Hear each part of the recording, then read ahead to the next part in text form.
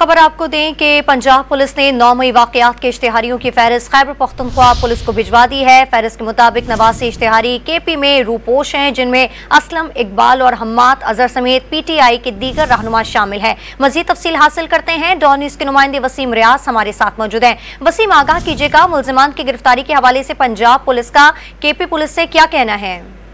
जी, लेकिन पंजाब पुलिस ने SOP के मुताबिक केपी पुलिस को जो है वो तमाम सूरत से जो है वो आगाह कर दिया है। 9 मई के वाकयात की यूनिवर्सिटी की तैयारी खैबर में जो है वो रूट बोलते हैं, उनकी गिरफ्तारी के इंतजाम किए जा रहे हैं। 9 मई में मुलविस तैयारियों की लोकेशन ट्रेस की गई है। खैबर पख्तूनख्वा पुलिस ने मुल्जिमान की तलाश के लिए तहरीरी मुतालबा जो है वो किया है।